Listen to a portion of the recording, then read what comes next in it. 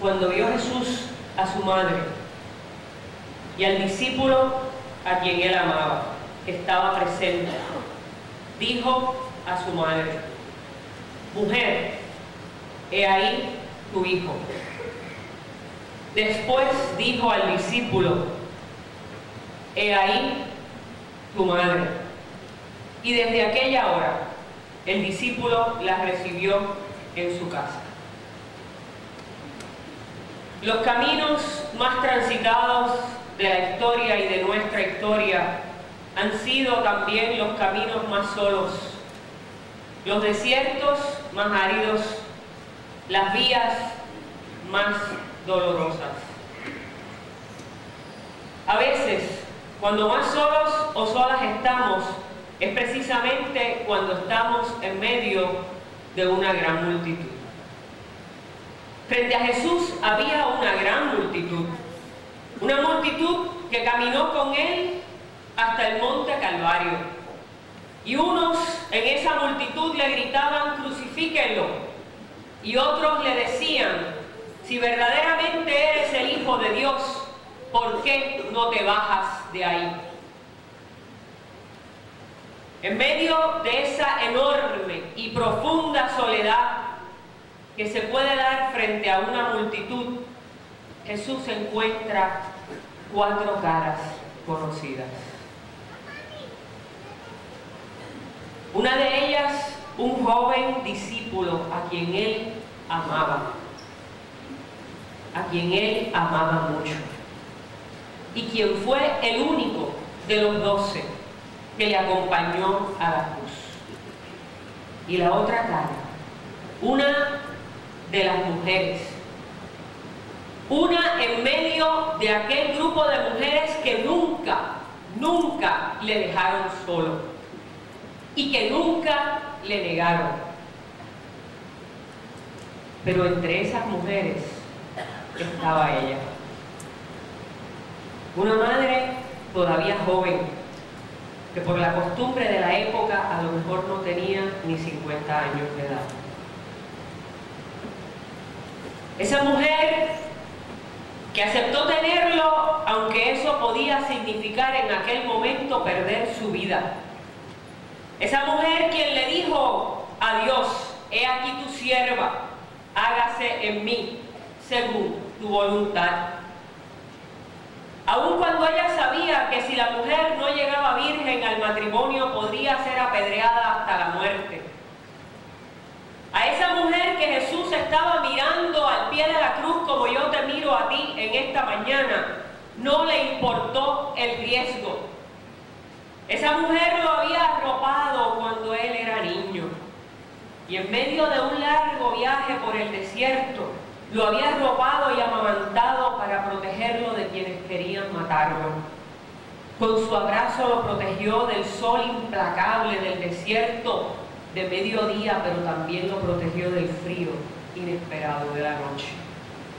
Pero más importante aún, esa mujer creyó en él. Creyó en él cuando dice la Biblia que ni los suyos le creyeron. ¿Cómo iba a dejarla sola? En aquella cruz, en medio de los que quieren matarle, en medio de los que gritan crucifícale, en medio de la noche oscura de su alma, en medio del abandono de Dios mismo, Jesús solo puede pensar en aquellos y aquellas que ama. Jesús solo puede pensar en nuestro bienestar. Aún en la cruz, Jesús solo puede pensar en ti y en mí. Aún en la cruz, Jesús no ha dejado de ser aquel que se ocupa de la necesidad tuya y de la necesidad mía. De la necesidad del discípulo amado, de la necesidad de María, de su familia de sangre, cierto es, pero también de la familia del corazón. Jesús se ocupa de aquellos y aquellas que hace familia por amor, no por obligación, no por tradición, no por sangre y tampoco por descendencia.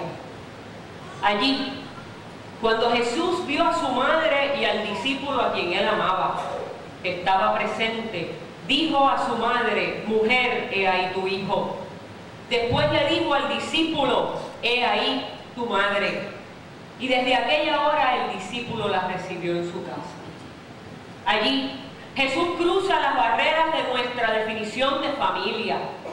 Por la cruz y sobre todo desde la cruz, una nueva familia de Jesús fue creada.